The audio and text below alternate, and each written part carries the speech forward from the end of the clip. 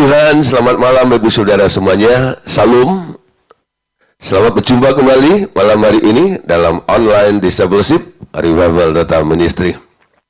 Oke, kita masih membahas tentang seri keluarga, ya. Tema malam hari ini, Saudara, kita akan melihat satu realita, ya, bagaimana banyak sekali di sekitar kita, yaitu keluarga-keluarga yang sedang mengalami masalah, sehingga banyak keluarga-keluarga yang sempat dihancurkan oleh pekerjaan-pekerjaan si iblis.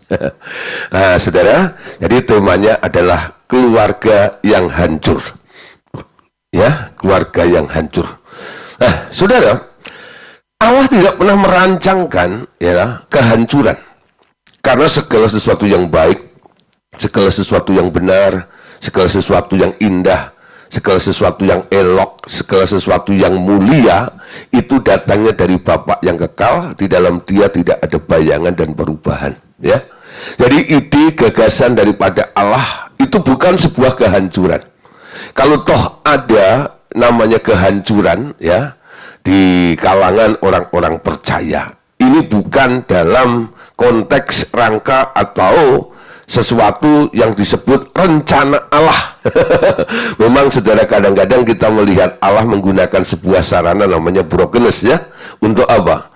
Untuk membuat efek jera sehingga orang-orang itu boleh, ya, sadar, insaf itu udah cara terakhir yang dipakai oleh Allah. Karena apa?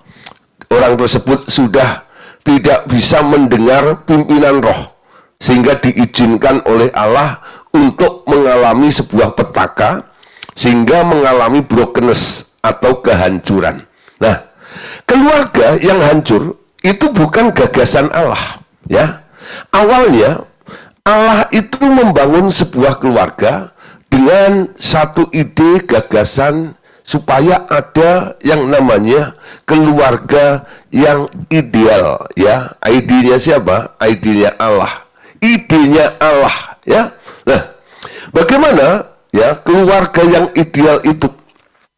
Keluarga yang ideal adalah keluarga yang kudus, ya.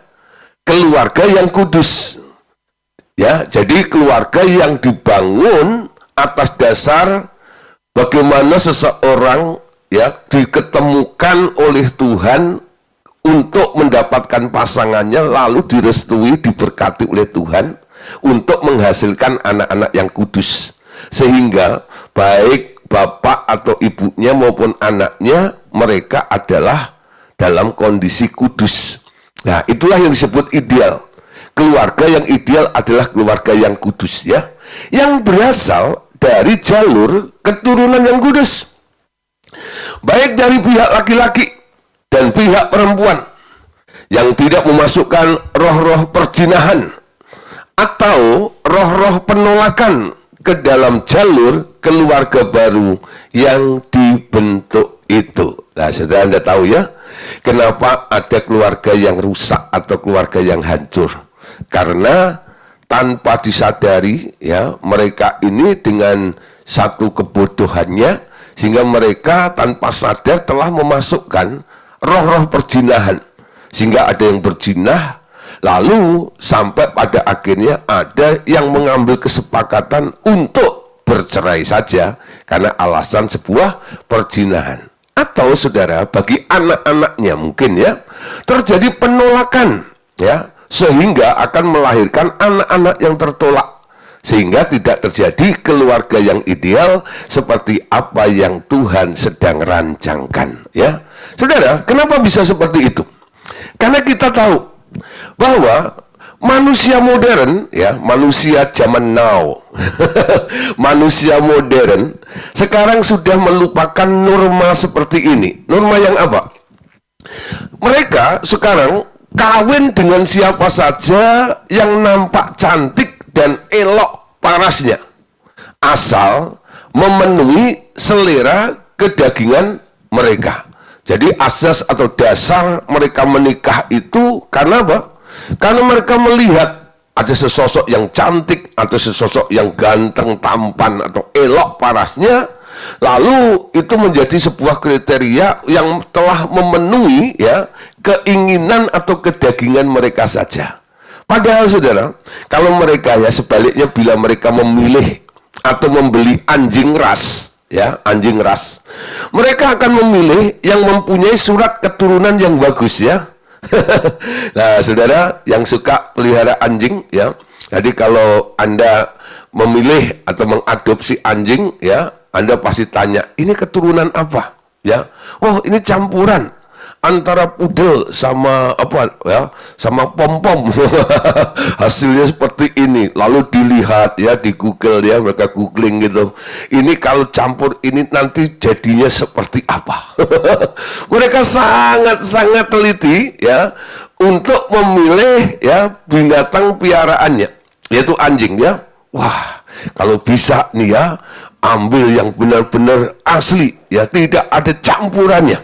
Nah, saudara, kalau memilih ya peliharaan atau binatang peliharaan, mereka sangat selektif, mereka sangat teliti. Tapi kalau memilih jodoh, jadi mereka tidak pernah berpikir selektif seperti itu. Dasarnya apa? Yang pokoknya cantik ya, pokoknya kaya, pokoknya ganteng. Ya, kapan lagi dapat yang seperti itu? Nah, akhirnya mereka tanpa nanya sama Tuhan atau menyelidiki asal usul ya. Saudara, yang cantik belum tentu ya itu sesuatu yang baik, saudara ya. Kenapa? Alkitab juga bilang peri cantik itu pembohong.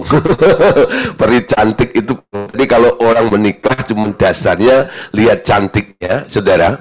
Kalau tidak dilihat asal usulnya, siapa orang tuanya, ya. Dulu, saudara, di zaman dulu ya. Ini kan ngomong tentang manusia modern yang sudah tidak memperhatikan faktor ini. Tapi orang-orang dulu, ya, kalau mencari jodoh untuk anaknya, dia sangat selektif. Dicari dulu ya akarnya, bibit, bebet dan bobotnya. Ya, bibit, bebet dan bobotnya. Ini anak siapa? Keturunan siapa? Ya. Nah, sampai tahap hidupnya pun mereka pertimbangkan begitu selektif ya. Untuk apa? Untuk kedepannya ya, supaya ya orang yang nantinya akan di bagian dalam keluarga atau jadi mantunya ini benar-benar orang-orang yang tidak ada masalah di dalam latar belakang kehidupannya ya. Nah saudara, mendapatkan jodoh atau mendapatkan keluarga baru, lalu masuklah seseorang dalam keluarga, lalu orang itu bermasalah, itu merupakan sumber petaka sebenarnya. Yang awalnya keluarganya damai yang dia berikan sangat besar ya. Wah, gara-gara satu nila setitik ya merusak susu sebelanga ya. Oleh karena itu orang-orang dahulu sangat selektif ya.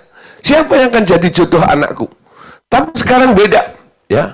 Mereka dasarnya penilaiannya dalam menentukan siapa yang akan menjadi jodohnya, kadang-kadang mereka hanya melihat parasnya, ya, melihat dari sisi luarnya saja, entah itu cantiknya atau entah ini kayanya dan sebagainya, tanpa melihat sifat-sifat ataupun ya siapa bapaknya, ya bapaknya itu kawin cerai atau tidak, ya, lah dan keluarga itu ya pernah terjadi perselingkuhan, ya dan sebagainya. Mereka nggak peduli. Ya, yang penting nanti kan diberkati.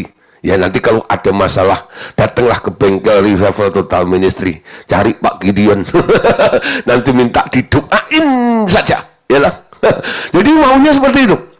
Ya, banyak sekali sudah orang-orang yang datang ke bengkel itu, ya. Mereka membawa persoalan-persoalan mereka khususnya dalam keluarga seperti ini.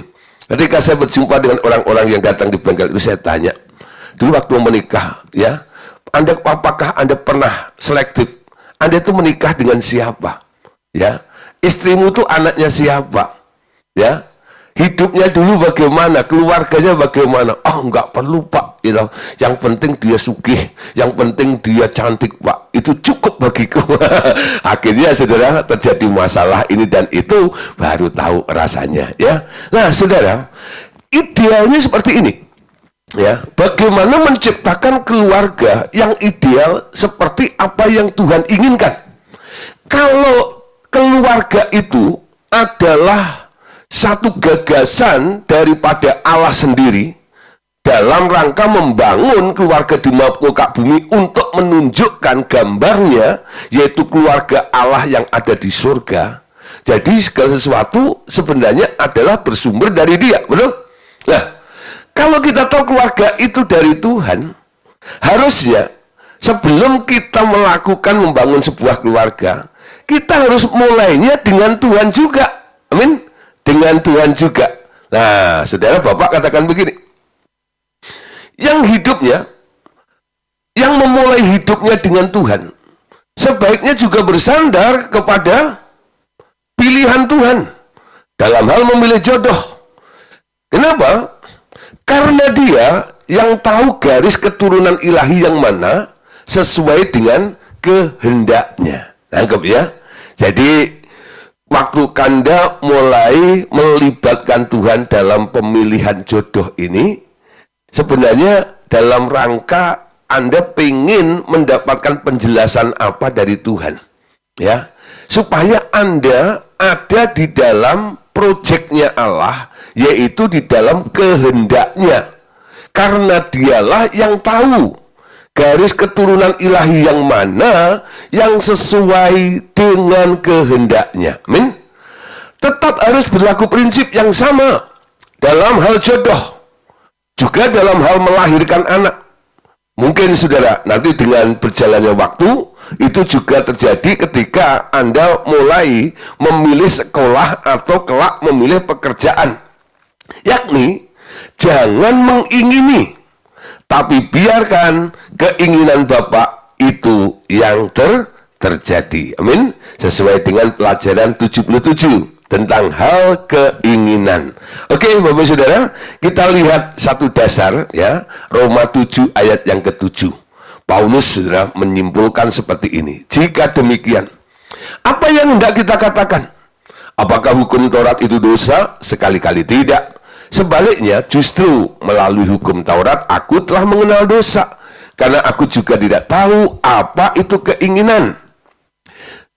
Kalau hukum Taurat tidak mengatakan jangan mengingini. Paulus juga menulis dalam Roma pasal 13 ayat 9. Karena perintah jangan berzina, jangan membunuh, jangan mencuri, jangan mengingini, dan perintah lainnya sudah tersimpul dalam firman ini, yaitu kasihilah sesamamu manusia seperti dirimu sendiri. Saudara, sumber petaka atau sumber masalah dari manusia itu sebenarnya satu, yaitu aku mau. Ya, aku mau. Saya pernah buat sebuah judul khotbah, ya. Ku tahu yang ku mau. Nah, itu iklannya apa? Iklannya Sprite. Ya, iklannya Sprite, ya. Nah, ku tahu yang ku mau.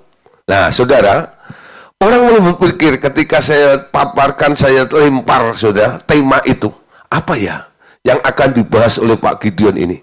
Ku tahu yang ku mau. Mereka ada yang berpikir, wah, saudara, ini ya, saya boleh pengen ini dong, aku boleh mau ini dan itu dan sebagainya.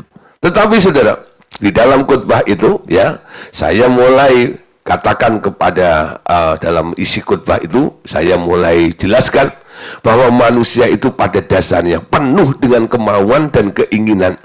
Sehingga dengan kemauan dan keinginan itulah mereka jatuh ke dalam berbagai pencobaan-pencobaan.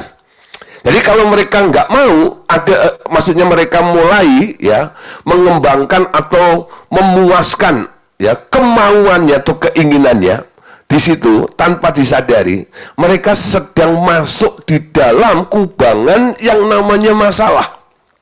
Ya, namanya masalah. Jadi ketika manusia itu punya keinginan, mereka punya kesempatan untuk masuk ke dalam pencobaan, ya, pencobaan itu. Kenapa? Karena Anda mau. Ketika Anda nggak mau, ya, nggak punya kemauan, Anda akan terhindar dari namanya pencobaan itu. Ya, saudara, di sini kita lihat bagaimana cara Tuhan itu mengentaskan kita supaya kita itu tidak terus ada di daerah namanya pencobaan, masalah, persoalan dalam kehidupan kita ini. Tuhan bilang, ya, berhenti dengan namanya keinginan. Taklukkan keinginanmu kepada kehendak Tuhan. Seperti doa yang diajarkan oleh Tuhan Yesus. Bapa kami yang ada di surga, dikuduskanlah namamu. Datanglah kerajaanmu. Jadilah kehendakmu di bumi seperti di surga. Apa yang dimaksud dengan di bumi itu?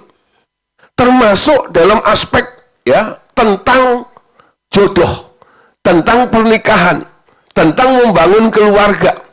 Tuhan, kalau engkau izinkan untuk aku menikah, Anda mulai melibatkan Tuhan. Biarkan Tuhan yang menentukan siapa yang akan menjadi jodoh Anda. Ingat kemarin ya, tentang perjodohan yang dibuat oleh Tuhan. Itu sangat luar biasa. Ada dua contoh. Amin. Contohnya siapa? Saudara, Ishak, betul? Ishak itu luar biasa, saudara. Ya. Bagaimana Abraham, orang yang beriman itu, dia mempercayakan kepada Tuhan tentang siapa yang akan menjadi jodoh anaknya. Dan itu juga yang dilakukan oleh Eliezer. Ketika dia kebingungan untuk memilih siapa yang akan jadi jodoh anak tuannya itu, dia juga libatkan Tuhan. Betul? Sampai akhirnya saudara, Tuhan sendiri yang membawa Ribkah itu untuk apa? Menghampiri ya Eliezer, sehingga Eliezer mengerti, oh ini toh jodohnya Ishak itu. Nah, perjodohan seperti ini menghasilkan keturunan yang luar biasa, betul? Anda lihat, akhirnya dari Ishak itu bisa melahirkan dua orang anak, yaitu Esau dan Yakub. Lalu Tuhan memilih Yakub, lalu jadilah satu bangsa yang besar, yaitu bangsa Israel, sebagai umat pilihan Allah. Dan Israel itu Tuhan bilang, kamulah bangsa ya yang terpilih, imamat yang rajani, bangsa yang kudus. Dan itu sama sekarang ya, itu juga menjadi satu proyeknya Allah. Kita mau, Tuhan itu mau melihat bahwa di setiap orang percaya ini, mereka nanti akan menjadi satu bangsa atau kelompok. Nah, kelompok yang paling kecil adalah namanya keluarga, yaitu keluarga yang kudus tersebut. Amin. Nah, ini bicara tentang bagaimana mencapai ideal seperti apa yang Allah inginkan dan bagaimana caranya untuk menuju ke sana. Sampai akhirnya menghasilkan sebuah keluarga yang ideal seperti yang dikehendaki oleh Allah. Tapi bagaimana saudara kalau sudah terjadi kerusakan? Bagaimana kalau keluarga itu sudah hancur sehingga terjadi yang namanya broken home, ya, broken home, keluarga yang hancur, keluarga yang retak, ya. Nah, Allah Bapa berkata, seperti yang telah kau tulis, iblis berusaha merusakkan keluarga manusia dari semula. Mereka berusaha merusak gambarku dan menggantinya dengan gambar dirinya. Benar, aku memerlukan sebuah pasukan untuk memulihkan gambar diriku kembali. Ingat ya, keluarga itu gambarnya Allah. Gambarnya Allah. Jadi ketika Allah berkata, marilah kita menjadikan manusia menurut rupa dan gambar kita. Yang dibuat Allah adalah laki-laki dan perempuan, lalu diberkati untuk beranak pinak. Itu keluarga. Ya. Nah, sekarang iblis berusaha untuk merusak gambarnya Allah itu, sehingga keluarga itu nggak menjadi idealis lagi, ya, seperti apa yang Tuhan rancang atas keluarga itu. Dan iblis yang merusak ini sekarang mengubah gambar itu, tidak menjadi serupa dengan Allah, tapi sekarang diubah menjadi serupa dengan iblis, dengan sifat dan karakteristiknya. Amin. Suami menjadi egois, ya, istri menjadi egois, ya, ada kebencian, ada amarah. Itu semuanya adalah produknya iblis. Ya, sekarang semuanya sudah muncul di dalam diri manusia. Dan orang melihat keluarga-keluarga yang rusak ini, nggak ada unsur kasih, mengampuni, nggak ada di situ. Ya, nah itu menunjukkan gambar siapa sebenarnya yang sedang ya dia pancarkan. Nah, sebenarnya itu bukan gambar Allah. Gambar Allah itu beda. Ya, Allah itu kasih, Allah itu murah hati, Allah itu mengampuni, ya, Allah itu panjang sabar, dan itu nggak ada lagi di dalam keluarga-keluarga yang telah dirusak seperti itu. Namun, saudara, Tuhan tetap kekeh, ya, dia tahu sekali dia mau gambar tentang dirinya di dalam keluarga, di dalam manusia itu. Sekarang, saudara, dia masih berusaha untuk membenahi semua keluarga-keluarga yang sedang dihancurkan oleh si iblis itu. Caranya gimana? Dia butuh pasukan, ya. Dia butuh orang-orang. Dia butuh keluarga-keluarga yang telah dilawat, yang telah dipulihkan sebelumnya. Lalu mereka boleh membenahi, memulihkan keluarga-keluarga yang telah kehilangan gambar Allah di dalamnya. Amin. Nah, saudara, kondisinya sebenarnya sangat miris, ya. Pengerusakan manusia sudah demikian jauhnya dari bangsa-bangsa yang telah menjauh daripadaku. Ini adalah keadaan kehancuran umat manusia. Dunia begitu gila dan menolak firmanku di mana-mana. Amin. Maliaki 2 ayat 14-16. Nah, perhatikan di sini ya. Ayat ini sering muncul, saudara. Karena apa? Ayat ini sangat penting, ya. Karena ini merupakan prinsip yang Tuhan pegang. Dan kamu bertanya, oleh karena apa? Perhatikan ya. Semua pertanyaan, walaupun itu sumbernya Anda bertanya karena adanya konflik, adanya masalah di dalam keluarga Anda ya. Sehingga Anda bertanya. Nah, ketika Anda bertanya, kenapa rumah tangga saya seperti ini? Kenapa terjadi seperti ini? Oleh karena apa? Nah, jawabannya adalah prinsipnya Allah. Oleh sebab Tuhan telah menjadi saksi antara engkau dan istri masa mudamu yang kepadanya engkau telah tidak setia. Padahal dialah teman sekutumu dan istri seperjanjianmu. Ya, bukankah Allah yang esa menjadikan mereka daging dan roh? Dan apakah yang dikehendaki kesatuan itu? Keturunan ilahi. Jadi jagalah dirimu dan janganlah orang tidak setia terhadap istri dari masa mudanya. Sebab aku membenci perceraian, firman Tuhan Allah Israel. Juga orang yang menutupi pakaiannya dengan kekerasan, firman Tuhan semesta alam. Maka jagalah dirimu dan jangan berkhianat. Nah, saudara, apa sih yang menjadi persoalannya ya? Yang merusak itu apa? Ketika manusia itu berubah. Berubah apa? Berubah kesetiaannya. Dari setia menjadi tidak setia. Ketika Anda mengucapkan sumpah yang disaksikan oleh Allah, sebenarnya inti dari perjanjian Anda, sumpahmu itu apa sih? Aku berjanji di hadapan Allah dan jemaatnya, itu ya. Nah, sumpah setia, betul? Sumpah setia. Nah, ini yang dilihat oleh Tuhan. Saudara, kita aja ya, kalau Anda membangun sebuah usaha, lalu Anda punya anak buah, ya. Selain Anda bangga dengan skill, ya, kemampuan, kapasitas mereka. Tapi ada satu hal lagi, saudara, ya, yang lebih daripada skill atau kapasitas daripada karyawan Anda. Kesetiaannya, betul? Kesetiaannya itu nilainya melebihi segala-galanya yang dimiliki oleh karyawan Anda. Walaupun mungkin ya, dia itu mungkin ya masih banyak yang harus belajar, yang harus diarahkan dan sebagainya. Tapi kalau unsur kesetiaan itu ada pada dia, saudara, Anda akan sayang dengan dia, betul ya? Nah, saudara, sekarang Tuhan itu sama. Dia pengen melihat ketika Anda melakukan sumpah setia kepada Tuhan itu, apakah Anda itu tetap konsisten dengan apa yang Anda ucapkan di hadapan Tuhan itu? Saudara, kalau Anda membaca dalam kitab Mazmur ya, siapa yang boleh naik ke gunungnya Tuhan? Orang yang tidak bercela ya dan sebagainya. Salah satunya adalah di situ persyaratannya, mereka yang memegang sumpahnya walaupun rugi. Ya. Nah, Tuhan melihat kamu bersumpah, kamu berjanji untuk setia dengan laki-laki suamimu, dengan perempuan istrimu itu. Tuhan mau melihat walaupun rugi, artinya apa?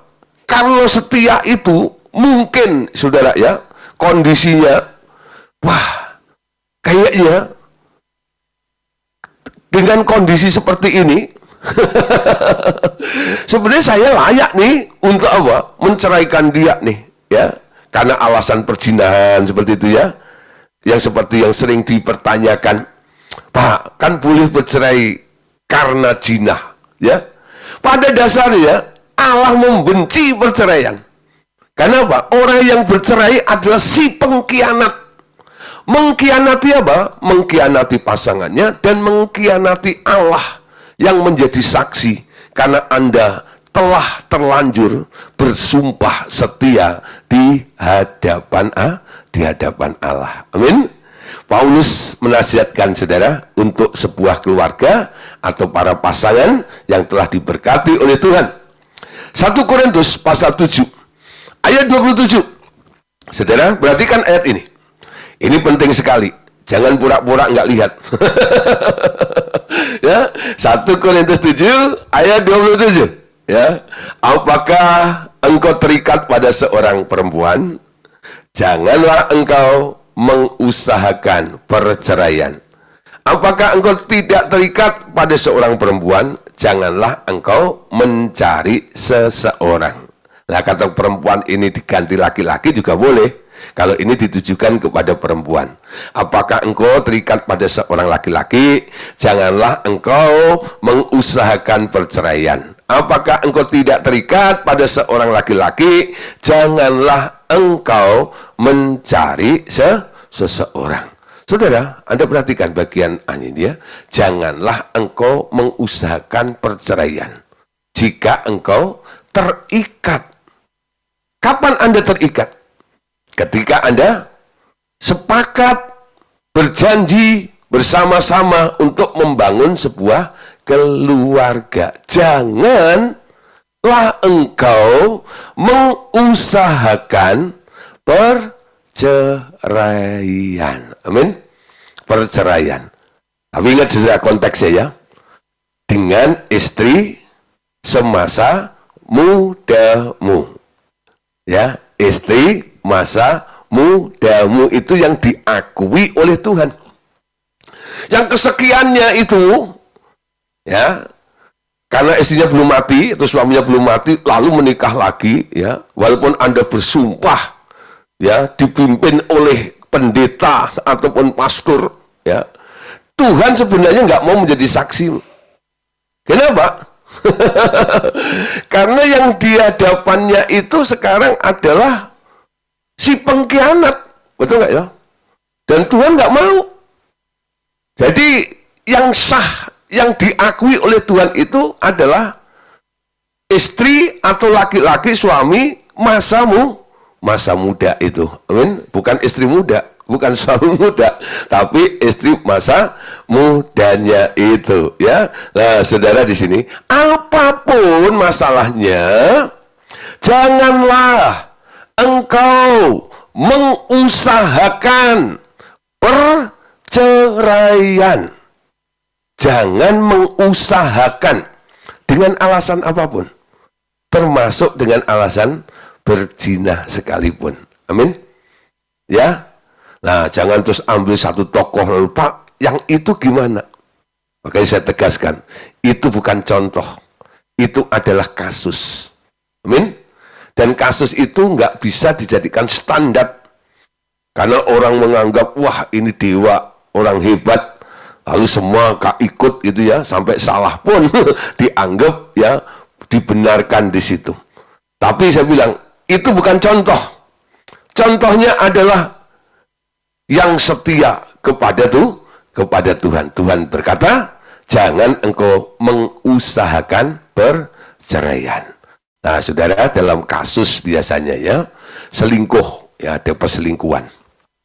Ketika terjadi perselingkuhan, dan kemudian terjadi perceraian, dibenci oleh Tuhan. Terutama karena itu menghasilkan anak-anak haram. Ini alasannya, saudara. Ketika orang menikah, Tuhan pengen yang dihasilkan adalah anak-anak kudus. Tapi ketika terjadi perselingkuhan dan kemudian dilanjutkan dengan perceraian, kenapa Tuhan benci? Salah satu alasannya, kalau terjadi perceraian, itu berdampak dengan anak-anaknya. Status daripada anaknya sekarang berubah. Karena apa? Karena pasangan ini, bapak dan ibunya, telah berkhianat, telah bercerai, sehingga itu mengubah status anaknya dari anak kudus menjadi anak haram. Ya, nah saudara, ketika saya bicara seperti ini, ada orang yang nggak setuju. Pak, kok bisa begitu? Nggak mungkin lah, ya, nggak mungkin. Lalu saya mulai jelaskan, ya, dengan detail saya katakan, saudara, ya, ketika seseorang membangun sebuah keluarga, mereka ini sebenarnya sedang berjanji. Ya, ketika lahir, anaknya disebut anak perjanjian, betul? Dalam covenant, dalam perjanjian itu, ketika perjanjiannya dirusak, saudara, ketika perjanjiannya dirusak, keabsahannya hilang. Ketika orang berjanji, lalu disahkan, saudara. Nah, sekarang kalau Anda beli, ya, rumah supaya sah, ya, jual beli itu aktanya, ya, akta jual belinya biasanya nanti akan diminta untuk menempelkan meterai, ya. Kalau dulu 6.000, sekarang naik 10.000, ya. Nah, tempelin meterai 10.000, lalu disuruh teken nih di atas meterai itu. Ketika Anda marah, Anda kecewa dan sebagainya, lalu Anda robek atau Anda sobek itu meterainya, Anda hapus tanda tangan Anda di situ dan sebagainya. Nah, Anda nggak setuju dengan perjanjian itu, saudara. Apa yang terjadi, saudara? Nah, status dari rumah itu juga akan berubah, betul? Nah, jadi bisa diserobot. Kenapa? Nggak ada keabsahan. Bukti keabsahannya adalah surat perjanjiannya itu loh.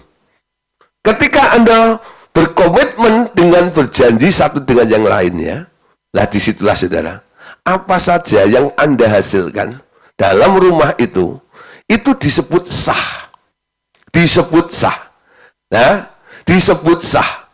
Ketika perjanjiannya itu dirusak atau dibatalkan, sekarang semua yang ada di bawahnya ini nggak sah. Anak yang nggak sah itu bisa disebut sebagai anak gampang atau anak haram. Baru setelah saya jelaskan seperti ini, dia mulai mengangguk-ngangguk. Oh gitu ya, Pak. Iyalah, ya. Jadi anak itu ada dampaknya. Kecuali begini, ya. Setelah anak itu akil balik, lalu dia menikah, ya. Anak yang menikah, dia keluar, amin. Laki-laki akan meninggalkan ayah dan ibunya, bersatu dengan istrinya. Dia membangun sebuah keluarga baru. Artinya, dia sudah tidak ada di dalam covering, ya.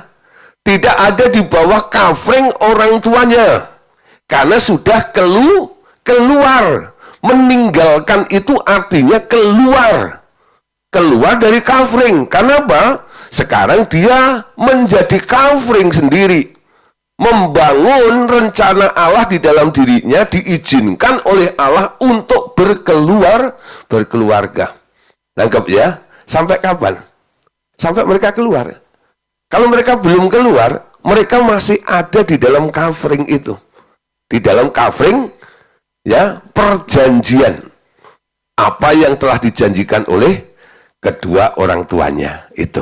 Nah, kalau terjadi masalah sampai akhirnya mereka bercerai. Dampaknya terjadi kepada anak yang masih ada di bawah covering kedua orang tuanya itu. Nangkep saudara ya?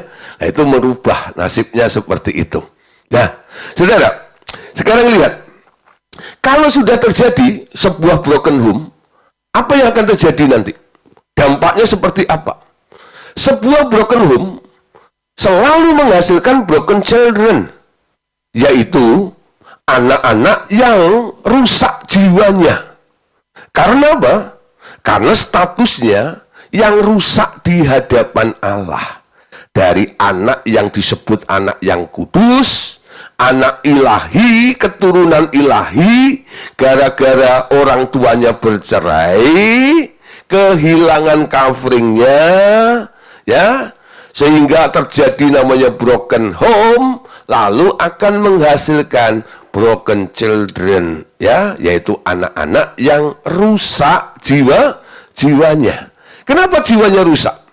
Karena ketika coveringnya itu terbuka, iblis dengan mudah akan intervensi terhadap anak-anak yang statusnya tidak sah atau haram. Amin.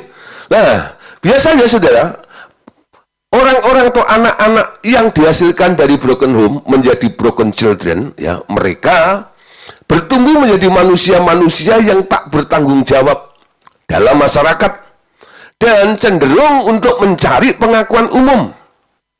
Biasanya tabiatnya ialah ingin diakui oleh masyarakat. Nah, untuk mendapatkan pengakuan dari masyarakat itu, apa yang dilakukan oleh anak-anak yang mengalami broken child itu, ya. Nah, apa yang terjadi, saudara? Mereka, ya, ingin diakui oleh masyarakat dengan jalan membuat onar, membuat teror, membuat suara yang keras-keras, juga ingin mengekspresikan diri dengan mencoret-coret tembok. Ada juga yang sampai mabok-ngebok, ada juga yang sampai menghisap ganja dan narkoba. Lalu ada juga yang main jadi jago-jagoan dan menyatu dengan geng-geng dan berandal, ya. Nah, saudara, kalau Anda melihat ada anak-anak yang ada di daerah seperti itu, coba Anda dekati. Jangan-jangan anak-anak yang sedang, ya, melakukan onar, ya, coret-coret tembok, naik motor knalpotnya dicopot buang dan sebagainya, atau mereka yang terjun atau masuk dalam kelompok geng-geng lalu berantem sana sini, ya, dan sebagainya itu. Coba kalau Anda mendekati, coba Anda cek status mereka, ya, apa yang telah terjadi dengan keluarganya, dengan orang tuanya. Jangan-jangan mereka ini adalah anak-anak korban dari broken home, sehingga menjadi anak broken child, seperti itu, ya. Bagaimana caranya? Anda bisa bawa kepada Tuhan untuk apa? Untuk dipulihkan. Amin. Kenapa bisa seperti itu? Ya, mereka yang sudah kehilangan keabsahannya di hadapan Tuhan, mereka tertolak dari anugerah. Mereka tertolak dari anugerah karena kesalahan orang tua mereka dan dipenuhi dengan pikiran-pikiran terkutuk. Jadi bisa disimpulkan bahwa kutuk perceraian akan menurun juga kepada anak-anak broken home ini, bersama-sama dengan keadaan yang buruk karena berada di luar berkat, ya. Wah, saudara, jadi kita perhatikan, ya, dampak daripada kerusakan daripada keluarga yang dibuat oleh si iblis itu dampaknya sangat-sangat jauh dan sangat-sangat luar biasa, ya. Bukan hanya berdampak kepada pasangan itu sendiri, ternyata itu juga berdampak kepada keturunannya, ya, kepada keturunannya. Dan nanti Anda lihat, saudara, ya, dari bapak yang bercerai nanti akan menghasilkan anak ketika anak itu nanti menikah, saudara, ya. Jadi ini kasusnya ketika mereka masih ada di dalam covering, bawah covering, orang tuanya bercerai. Ketika dia sudah menikah lagi, roh perceraian itu, ya, itu nanti bisa terulang kembali kepada si anak ini. Bisa seperti itu, saudara. Ya, karena statusnya anak ini sekarang di luar anugerah. Alkitab bilang di dalam perjanjian lama, anak-anak haram, ya, itu nggak boleh memasuki jamaah Tuhan sampai 10 generasi, betul? Itu yang disebut kehilangan anugerah. Di luar anugerah, ya, status daripada anak-anak haram itu, karena korban daripada sebuah perceraian. Walaupun awalnya mungkin si anak itu anak yang sah, tapi gara-gara ulah keputusan yang diambil oleh kedua orang tuanya dengan bercerai, itu merubah status si anak itu. Statusnya berubah dari anak sah menjadi anak haram. Amin. Nah, ya, sekarang kita ngerti. Anda bisa ngobrol, bisa ngomong kepada beberapa orang. Sebenarnya kalian itu egois, ya. Anda mau cari seneng enak sendiri. Sudah nggak tahan hidup dengan perempuan atau laki itu. Lalu Anda memutuskan untuk bercerai dengan pasangan Anda. Tanpa Anda memikirkan tentang dampaknya terhadap anak-anakmu. Betul? Tanpa memikirkan dampak atau akibatnya yang akan terjadi dengan anak-anakmu itu. Jadi mereka hari ini, ya, kalau ada yang sedang mengusahakan ingin bercerai, saya harap untuk mengurungkan. Jangan bercerai. Orang yang bercerai itu dibenci oleh Tuhan. Amin. Karena Allah membenci perceraian. Dan bukan hanya itu saja. Dampaknya, saudara, itu nanti akan sampai kepada anak-anak Anda. Dan apa yang telah terjadi itu akan terjadi pengulangan kembali kepada generasi-generasi berikutnya. Amin. Nah, saudara, ada contoh lagi, saudara, ya. Bagaimana iblis merusak keluarga sehingga keluarga itu menjadi keluarga yang hancur. Mungkin sekarang tidak bicara tentang perceraian, ya. Mereka mungkin masih bersatu sebagai suami dan istri. Tapi status anaknya, kondisi anaknya, saudara, itu jiwanya jadi rusak. Kenapa jiwa anak-anak itu bisa rusak? Padahal orang tuanya tidak cerai. Perkawinannya tetap oke sih, gitu. Kenapa? Nah, mungkin, gitu, anak yang dilahirkan itu, setelah dia dilahirkan, dia punya status, yaitu status tertolak atau anak tertolak. Kapan anak itu mulai tertolak? Bisa juga terjadi ada penolakan sejak dari rahim, saudara. Akibatnya apa? Anak tertolak adalah akibat adanya keinginan daging orang tuanya yang belum ditundukkan kepada kehendakku, kata Bapak. Mereka menginginkan kenikmatan seks tanpa mau menerima kelahiran seorang anak. Nah, biasanya pengantin-pengantin baru tuh, ya. Ya gitu ya. Nah, pengen menikmati, ya. Tapi, ya, mereka nggak mau, ya, punya anak dulu. Nggak mau punya anak dulu. Nah, tapi karena ya sudah nih, ya sudah disahkan dan mereka terus melakukan hubungan, akhirnya istrinya hamil, mengandung lah istrinya. Ketika istrinya bilang, kok ada yang aneh ya di perut saya, bawa ke dokter di USG, itu ya, wah, dites, positif, wah, kelimpungan, saudara. Gak siap, gak siap seperti itu. Kenapa bisa kebobolan seperti ini? Ya, tuh kali ada orang, ya, datang pasangan muda, ya, untuk minta pengarahan dan tak didoakan.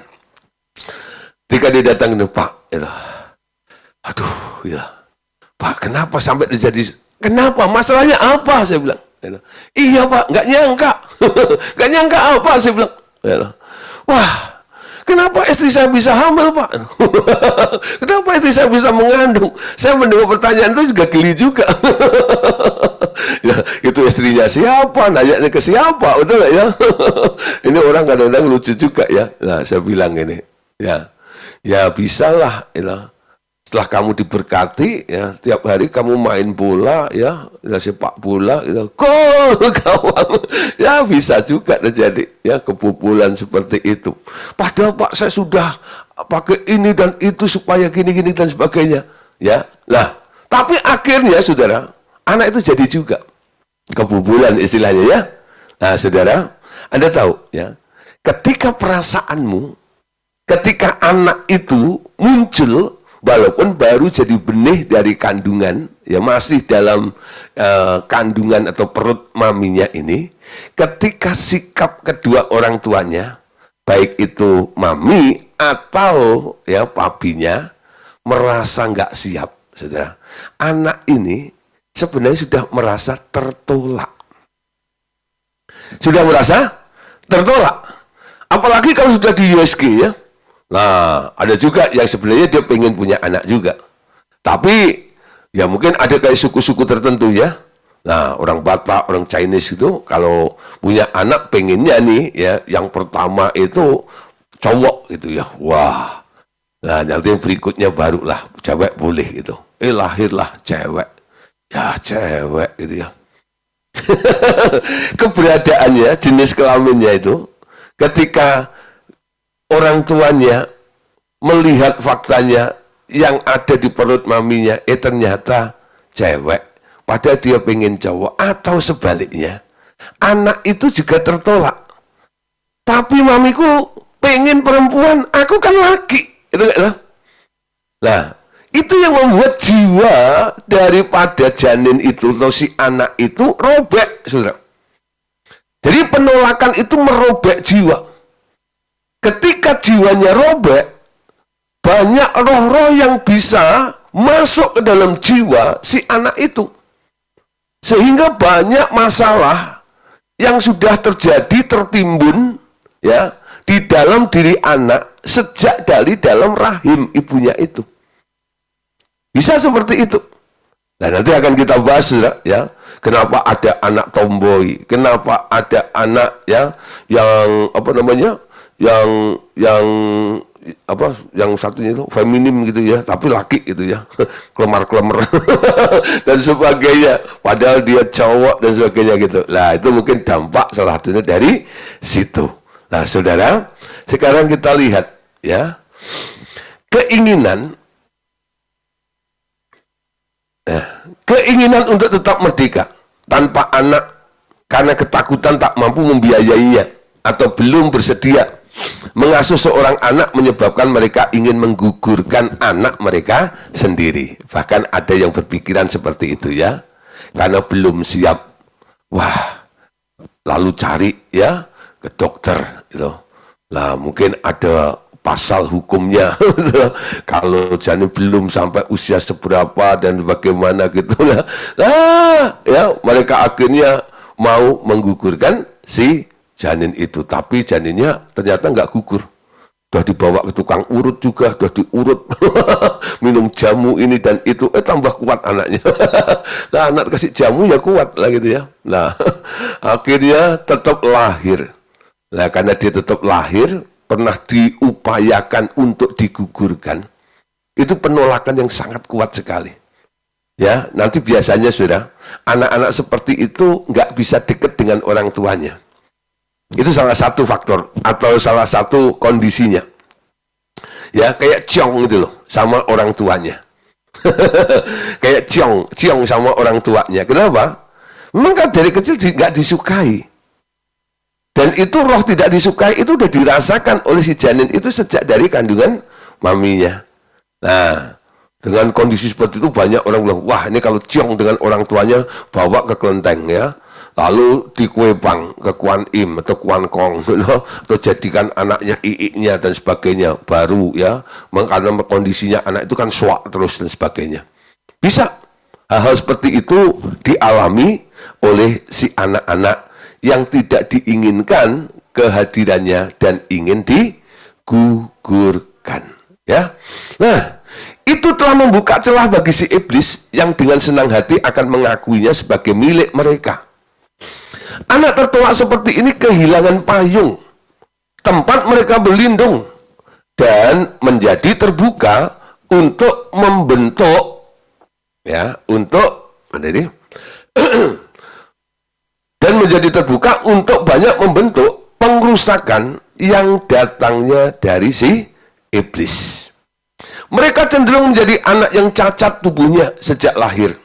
Antara lain, menjadi bocor jantungnya atau sumbing, ya, kurang bahan.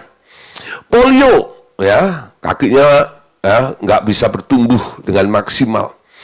Dan gangguan genetika yang lainnya. Saudara, kenapa bisa terjadi seperti itu? Nah, saudara, pada waktu sebuah sperma menjadi satu dengan sebuah ovum, sebenarnya telah terbentuk sebuah roh manusia yang baru. Keinginan untuk menggugurkan janin ini adalah penolakan terhadap kehadiran mereka di bumi. Dan niat untuk menggugurkan seorang anak sudah merupakan pembunuhan anak itu sejak di kandungan. Ketika lahir, anak ini cenderung dikejar oleh roh maut. Ya, jadi kalau ada anak mungkin ya dikit-dikit ya hampir aja ketabrak mobil, hampir apa kecelakaan, ya kepleset ini, hampir pokoknya kok dikejar maut seperti itu ya. Lah mungkin salah satu faktornya Anda bisa layani dari hal seperti ini. Jangan-jangan nih si anak ini pernah mau digugurkan. Pernah mau digugurkan dan sebagainya. Tapi dia melanjutkan hidupnya. Tapi jiwanya tetap terancam. Dan pola ini belum pernah hilang. Makanya diklaim terus sama si iblis. Tiap hari dia ada di dalam pengejaran si maut seperti itu. Yuk kita lihat saudara, ayat ya, satu ayat. Apa yang terjadi saudara? Dalam Bilangan pasal 12 ayat 10 sampai ayat 12. Bilangan 12 ayat 10 sampai ayat yang ke-12. Dan ketika awan telah naik dari atas kemah, maka tampaklah Miriam kena kusta, putih seperti salju. Ketika Harun berpaling kepada Miriam, maka dilihatnya bahwa dia kena kusta. Lalu kata Harun kepada Musa, "Ah Tuanku, janganlah kiranya timpakan kepada kami dosa ini yang kami perbuat dalam kebutuhan kami.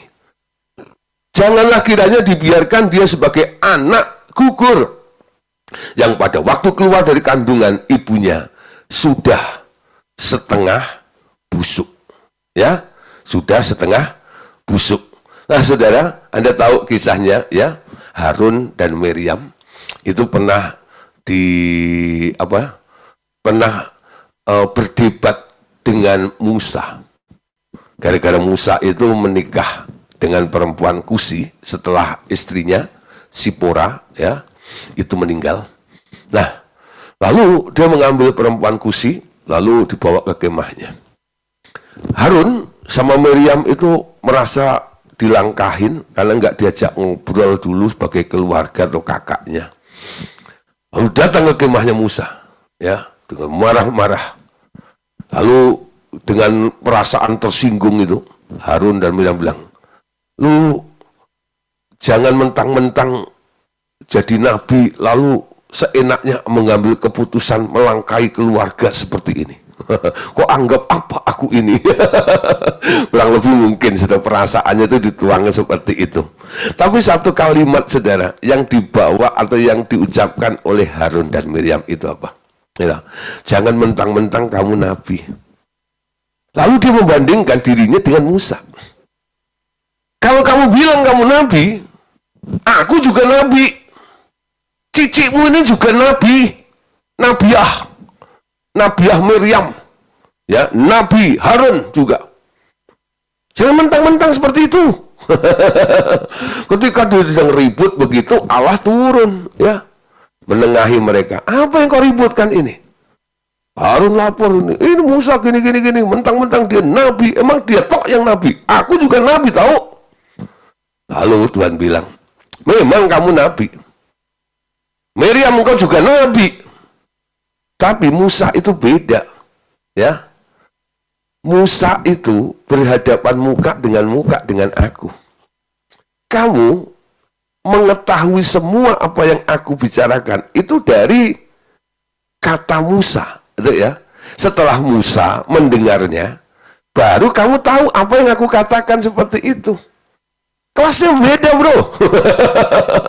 Ya, nah, tapi karena dia sudah mengutuki, ya, Musa itu, lalu Miriam kena kusta. Ketika melihat, ya, saudaranya kena kusta itu, lalu Harun, ya, dia berdoa, ya. Nah, seperti itu dia berdoa. Lalu kata Harun kepada Musa, Tuanku, dia minta maaf. Janganlah kiranya timpakan kepada kami dosa ini yang kami perbuat dalam kebodohan kami. Janganlah kiranya dibiarkan dia sebagai anak gugur. Di sini dipakai istilah sebagai anak gugur. Nah, apa itu anak gugur? Dalam Pengkhotbah, saudara, Pengkhotbah 6 ayat 3 sampai ayat yang keempat. Jika orang memperoleh 100 anak dan hidup lama sampai mencapai umur panjang, tetapi ia tidak puas dengan kesenangan, bahkan tidak mendapat penguburan, kataku, anak gugur lebih baik daripada orang ini. Sebab anak gugur itu datang dalam kesia-siaan dan pergi dalam kegelapan, dan namanya ditutupi kegelapan. Nah, ya. Jadi dua ayat ini, kenapa Harun itu memakai, istilah anak gugur ini untuk meminta ampun dengan apa yang telah dilakukan kepada Musa. Janganlah kiranya dibiarkan dia, Miriam ini, sebagai anak gugur yang pada waktu keluar dari kandungan ibunya sudah setengah busuk dagingnya. Dan ini dijelaskan oleh Pengkhotbah tentang anak gugur, ya. Sebab anak gugur itu datang dalam kesia-siaan dan pergi dalam kegelapan, dan namanya ditutupi kegelapan. Anda lihat, nggak ada yang baik sama sekali, ya, dengan anak gugur ini, ya, datang dalam kesia-siaan. Ya, dan pergi dalam kegelapan, nggak ada cahaya, nggak ada terang. Dan namanya itu bicara tentang masa depannya ditutupi kegelapan. Nggak ada harapan sama sekali. Nah, saudara, istilah lain daripada anak gugur itu pakai kata stillbirth, ya. Nah, atau anak gugur. Nah, saya coba cari nih, nah, tentang stillbirth itu apa.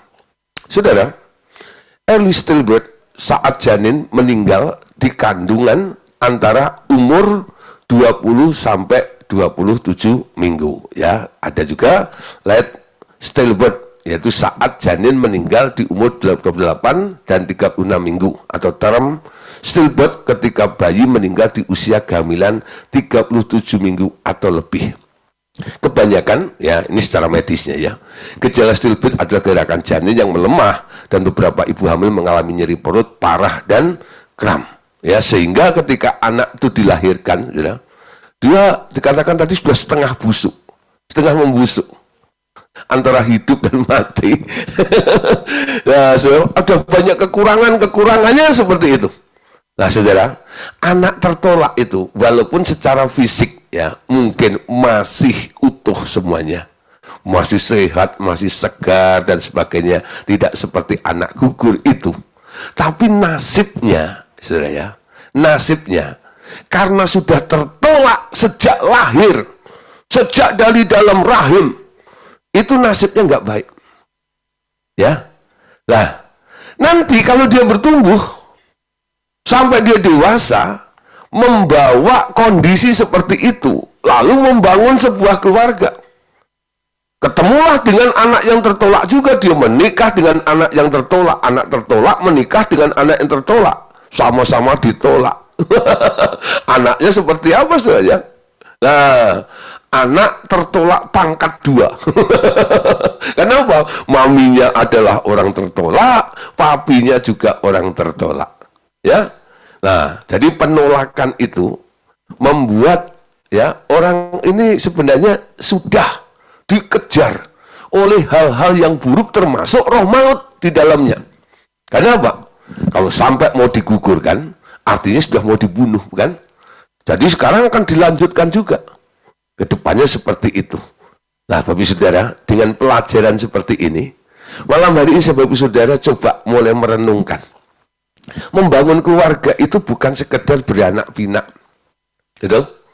Tapi sekarang kita harus bisa untuk menjaga sampai supaya keluarga yang kita bangun itu nanti hasilnya sesuai dengan apa yang Tuhan inginkan, yaitu keluarga-keluarga yang ideal seperti apa yang diinginkan oleh Allah. Dimulai dari mana? Dimulai dari ketika kita menentukan siapa yang menjadi pasangan kita. Jangan menentukan sendiri, tanya sama Tuhan, karena ini proyek programnya Tuhan. Tuhan, siapa jodoh saya? Kalau Anda sebagai orang tua, Anda bisa berdoa, Tuhan, siapa jodoh anak saya? Jangan Anda cari dulu, ini kayaknya cocok nih ya. Ya, lalu Anda mulai deketin, kamu mau nggak sama anak saya? Jadi orang tua jadi mak comblang, ngecokin anaknya satu dengan lain dan sebagainya, gitu ya. Atau orang tua dengan orang tua mulai janji, ya enaknya kita besanan ya, kita kan udah temen, jadi keluarga lebih bagus ya. Dan untuk membangun silaturahmi lebih lagi, gitu ya. Nah, cara-cara seperti itu coba mulai dihindarkan, ya. Coba mulai melibatkan Tuhan. Mungkin kalau Anda sendiri sudah salah, ya, dalam memilih di masa-masa lalu, kedepannya untuk generasi berikutnya, untuk anak kita akan mulai seperti polanya Tuhan, bahwa jodoh itu adalah haknya Tuhan. Ya, siapa akan menjadi jodohnya siapa? Karena Tuhan tahu dari keturunan apa, siapa mereka itu cocok enggak dengan dia. Ya, karena Tuhan menginginkan akan adanya sebuah keluarga yang ideal. Amin. Nah, kalau Anda sudah siap membangun rumah tangga, Anda juga harus siap untuk punya anak. Kalau belum siap punya anak, jangan nikah. Kenapa? Karena salah satu daripada paket orang menikah itu apa?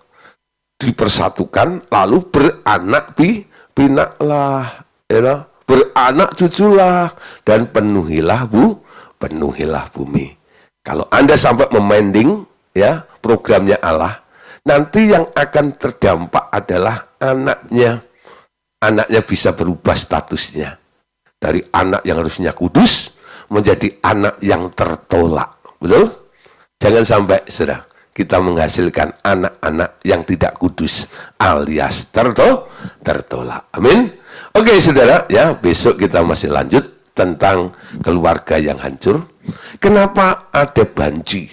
Ya, nah, ada yang tomboy, ya bukan tombol, ya tomboy, ya.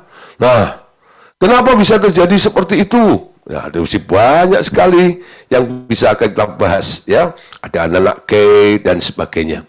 Dan bagaimana bisa menyelesaikan, memperbaiki semua yang telah hancur, yang telah rusak seperti itu. Besok kita akan bahas kembali.